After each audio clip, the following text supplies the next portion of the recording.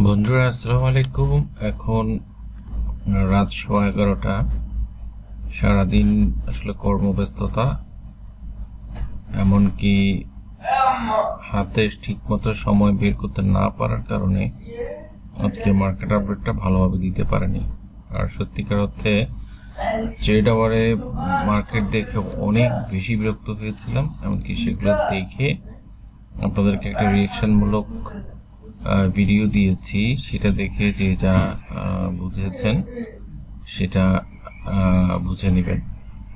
আরেকটা জিনিস আমি বলতে চাই, সেটা হচ্ছে গতকালকে আমি আমার মোটামুটি ভিডিওতে আপনাদেরকে কিছু কথা বলেছিলাম, সেটা একদম ছোট্ট একটা স্ন্যাপশট নিয়ে আসি। পজিটিভ আছে 91 পয়েন্টস, কিন্তু আমরা ইন্ডেক্স দেখে স্বস্তি পাচ্ছি না, আমাদের শেয়ারগুলোকে দেখে স্বস্তি পাচ্ছি না।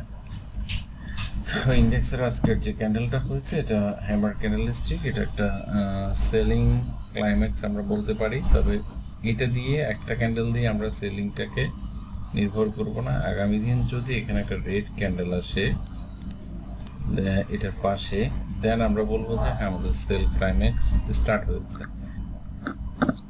হ্যাঁ, আমি গতকালকে যে কথাটা বলেছি সেই কথা একদম মোতাবেক হুবহু রেড ক্যান্ডেলটা এসছে। তো সেই রেড ক্যান্ডেল আসা মোতাবেক আমরা ধরে নিচ্ছি আমাদের সেল ক্লাইম্যাক্স সত্যি সত্যি শুরু হয়ে গেছে। তো সেটা যদি হয়ে থাকে, আমরা নর্মালি টেপের যখন দুইটা ক্যান্ডেল এরকম পাশাপাশি দেখি, এমনকি আগের দিনের ক্যান্ডেলের চাইতে প্রাইস কাছাকাছি জায়গায় বা নিচে যদি ক্লোজ করে, তাহলে আমরা ধরে নিচ্ছি তার পরের দিনও ঠিক সেম টাইপের একটা রেড ক্যান্ডেল কন্টিনিউশন হবে। তো সেই কন্টিনিউশনটা দুই রকম ভাবে হতে পারে। এক হচ্ছে মেজর সাপোর্ট জোন 5873, এটাকে ভাঙলে এটা আমাদের জন্য অনেক বিপজ্জনক হবে। কারণ হচ্ছে তখন মার্কেট একেবারে 5750-এর কাছাকাছি জায়গায় চলে আসতে পারে। তাহলে আমরা কি 200 পয়েন্ট লোড নেওয়ার মতো আমাদের মার্কেটে ক্যাপাসিটি আছে, মুহূর্তে মানসিকতা আছে কিনা সেটা বোধগম্য নয়। আজকে আরেকটা জিনিস যেটা খারাপ লেগেছিল সেটা হচ্ছে, যেহেতু মার্কেটে এখনো 3% আমাদের সার্কিট ব্রেকার আছে, সেই সার্কিট ব্রেকার মোতাবেক আমরা সকালবেলা কোন একটা শেয়ার যদি সেল করতে চাই, এটা কোনোভাবে আমরা সেল করতে পারছি না। তো সেটার কারণে দেখা যাচ্ছে কি আমরা অনেক শেয়ার আটকায় আছে, এমনকি নতুন কোনো শেয়ারে আমরা ডাইভার্ট হতে পারছি না। এটা আসলে মারাত্মক রকমের সমস্যা। এখন যেহেতু মার্কেটে হিউজ পরিমাণে ভলিউম জেনারেট হচ্ছে, সেই ভলিউমের ভিত্তিতে আমরা আশা করবো, এক্সপেকটেশন করবো দ্রুত 3%টা উঠিয়ে দিতে পারলে খুবই ভালো হবে। তবে আজকে যেটা আশাহত হয়েছি, গতকালকে 2010 কোটি টাকা ট্রেড হওয়ার পরে আজকে মাত্র 1143 কোটি টাকা ট্রেড হয়েছে। এটা অনেক কম। আর সেটা কম হওয়ার কারণ হচ্ছে মার্কেটে ভোলাটিলিটি যেটা। তা আমরা যেহেতু দুদিন আগে বুঝতে পেরেছিলাম মার্কেট পড়বে, সেটার ভিত্তিতে আমরা আমাদের ফলোয়ার্স ভাই ও বন্ধুরা যারা ছিলেন, তারা সতর্ক অবস্থায় ছিলেন, তারা তাদের আগে গুছিয়ে নিয়েছেন, আমি একটু বলতে পারবো। আর হচ্ছে আমরা টপ 20-তে দেখতে পাচ্ছি এখনো পর্যন্ত সবগুলো শেয়ারই মোটামুটি যেগুলো গত 4 দিন 5 দিন ধরে টপ ভলিউম হয়েছে সেগুলো কিন্তু এখনো বলবৎ আছে। তার মধ্যে ব্যাংক, স্কয়ার ফার্মা, জিপি, রবি এগুলোই কিন্তু বেশি অতিরিক্ত পরিমাণে আছে, অন্য শেয়ারগুলো নাই বললেই চলে। আর সিপালের ক্ষেত্রে একটা কথা বলতে হয়, সিপাল মাত্র একটা দিন সাপোর্ট পেয়েছিল, সেখান থেকে গতকালকেও দাম পড়েছিল, পরশু দিন, গতকালকে অনেক চড়া উঠে শেষে 1 টাকার মতো দাম বেড়েছে, আজকে আবার 2 টাকা পড়ে গেছে। তো এটা সাপোর্ট জোন এক্স্যাক্টলি অনেক নিচে, এই মুহূর্তে 55 টাকার কাছাকাছি। তো এখন যেভাবে পড়ছে 55 টাকা এসেও টিকবে কিনা এটা যথেষ্ট পরিমাণে সন্দেহ আছে। এ হচ্ছে আমার সিপাল নিয়ে অবজারভেশন। এটা ছাড়া আপনাদের কিছু রিকোয়েস্ট ছিল, গতকালকের ভিডিওতে রিকোয়েস্ট ছিল, সেগুলো আমি দেওয়ার চেষ্টা করছি। মার্কেট নিয়ে বলার কিছু নেই, যেহেতু 1000 পয়েন্টসের মতো বেড়েছিল, সেখানে কিছু কারেকশন প্রত্যাশিত, সেটা হয়তো হচ্ছে। আমরা এর বেশি কিছু আসলে বলবো না। এখন আসলে বাজার বাড়লেও পাগলা গোড়ার মতো বাড়ছে, পড়লেও পাগলা গোড়ার মতো পড়ছে, মানে মার্কেট আসলে অস্থিতিশীল। তো সেই অস্থিতিশীল বাজারে বুঝে শুনে বিনিয়োগ করা যেতে পারে। দেশের অস্থিতিশীল অবস্থার মধ্যে আমাদেরকেও মোটামুটি চৌকসভাবে নিজের ইনভেস্টমেন্টটাকে বাজায় রেখে চলতে হবে। হাইডেলবার্গ সিমেন্টের ক্ষেত্রে বলি আমরা, এটা ব্রেকআউট পয়েন্ট কিন্তু 270 টাকা ছিল, সেটা অনেক আগে পার করেছে। সেখান থেকে ছোট কারেকশন, এখন লোয়ার হাই করেছে। লোয়ার হাই করার পরে আমরা একটা জিনিস দেখেন, এই হচ্ছে 314 টাকা, আর হাই করেছে 327 টাকা। ঠিক একই জায়গায় RSI ফরম্যাট যদি আমরা দেখি তাহলে দেখেন এখানে ক্লিয়ারলি ডাইভারজেন্স ছিল। তো সেই ডাইভারজেন্সটা যেহেতু কন্টিনিউ হচ্ছে, প্রাইস উঠতে পারেনি, তাহলে আমরা ধরে নিচ্ছি মোটামুটি এটার প্রাইস ফলিং হবে। তো সেটা অনুসারে মার্কেটে 400 পয়েন্ট বাড়লেও শেয়ারটা কিন্তু দাম বাড়েনি, 1000 পয়েন্ট বাড়লেও এটা কারণ আগেই বেড়ে গেছে।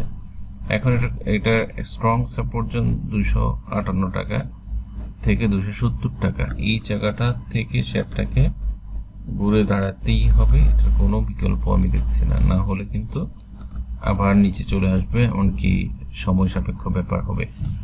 তো সেখানে আজকে ক্যান্ডেলটা ঘুরে দাঁড়িয়েছে, আগামী দিন যদি এই ক্যান্ডেলগুলো ওভারকাম করতে পারে 300 টাকার উপরে, তাহলে আমরা আপনার ধরে নিব সেটা ঘুরে দাঁড়িয়ে আবার ঊর্ধ্বমুখী প্রবণতা ফেরত যাবে। এই হচ্ছে হাইডেলবার্গের এখনকার অবস্থা।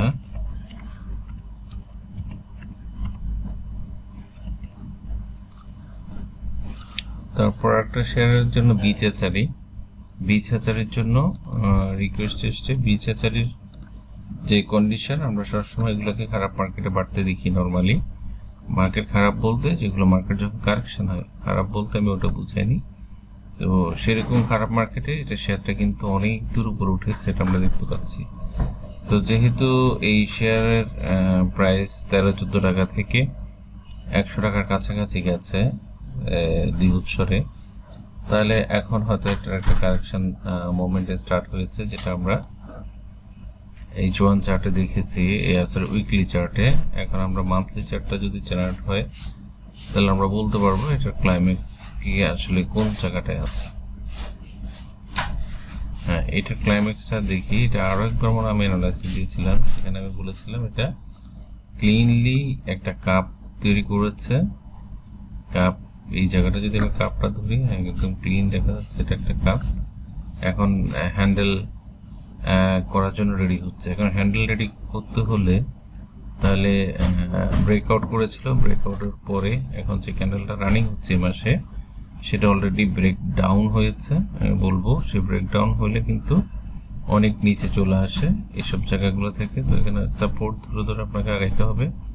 75 টাকার একটা সাপোর্ট জোন আছে না, এটা যদি আমি সাপোর্ট হিসেবে ড্র করি, তাহলে এখনো ব্রেকডাউন হয়নি এক্স্যাক্টলি।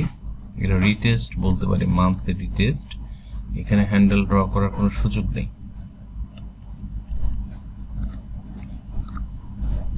এটা লাইন টানাটা ভুল হওয়ার কারণে এটা হয়েছে। এই রিটেস্ট থেকে আমাদের 75-76 টাকা থেকে শেয়ারটা বেড়ে যেতে হবে। যদি 76 টাকার নিচে নেমে যায়, তাহলে কিন্তু এটা অনেকটুকু হয়তো নিচে চলে আসবে। যে হচ্ছে বিচহাচারি। তারপরে এশিয়া ইন্স্যুরেন্স সম্বন্ধে একজন জানতে চেয়েছেন। এশিয়া ইন্স্যুরেন্স এখন মোটামুটি ট্রেন্ডিংটা ধরে রেখেছে, লোয়ার হাই করে উপরের দিকে যাচ্ছে, ব্রেকআউট পয়েন্টেও ছিল।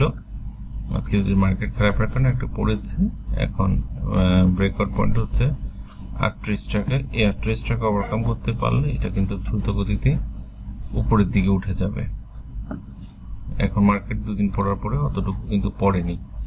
এফসি এগ্রো নিয়ে একজন জানতে চেয়েছেন। এফসি এগ্রো কিন্তু আমি বলবো সাপোর্ট পেয়ে গেছে, বড় ধরনের একটা সাপোর্ট পেয়েছে, কারণ দীর্ঘদিন এটা এক জায়গায় ট্রেড হচ্ছে, এটা কিন্তু বাড়ছে না। তো সে না বাড়া থেকে এখন এটা ক্লিনলি আমরা যেটা চোখে দেখি, মানে স্বাভাবিক চোখে, সেটা হচ্ছে down up down up down up down up. একটা জায়গার মধ্যে অনেক দিন জুড়ে, একদম মে মাস থেকে পর্যন্ত এটা কন্টিনিউয়াসলি এই পজিশনে আছে। তাহলে এটার মেজর সাপোর্ট জোন 13 টাকা, রেজিস্ট্যান্স জোন হচ্ছে 16 টাকা। এই 16 টাকা ওভারকাম করলে এটা ফ্লো পাবে। আর যদি কোনো কারণে এটা আবারও 13 টাকা এসে যদি নিচে পড়ে যায়, তাহলে এটার জন্য অনেক খারাপ কিছু অপেক্ষা করছে। এরপরে আমরা আসি ম্যাক্সন সম্বন্ধে একজন জানতে চাইছেন। ম্যাক্সন আর এফসি এগ্রোর কন্ডিশন অনেকটা কাছাকাছি, একই রকম দেখাচ্ছে। তো সেই জায়গাটায় আমরা বলবো এটার যে প্রাইস রেঞ্জিং করে আছে সেই প্রাইস অনুসারে দেখা যাচ্ছে এটা মোটামুটি একটা রেজিস্ট্যান্স পার করে উপরে আছে। আর মেজর রেজিস্ট্যান্স যদি এটা 14 টাকার উপরে চায় তাহলে এটাও কিন্তু রান করতে পারবে। এখন মার্কেট বেড়েছে, মার্কেটের সাথে সাথে শেয়ারটার দাম বেড়েছে, আমরা এখন এটা ধরে নিব, এখনো সময় আছে, খারাপ কোনো পজিশনিং নেই। আর এই হচ্ছে আমাদের টোটাল কয়েকটা শেয়ারের স্ট্যাটাস। আর ইন্ডেক্স নিয়ে যেটা বলেছি সেটাই আপনারা আগামী দিন খেয়াল করবেন মার্কেট কীরকম হচ্ছে, সেটার ভিত্তিতে ভলিউম যদি ঠিকঠাক থাকে তাহলে আমরা মার্কেট নিয়ে প্রত্যাশা করতে পারি, আদারওয়াইজ অ্যানালাইসিস করে আপনাকে চিন্তা করতে হবে। ধন্যবাদ।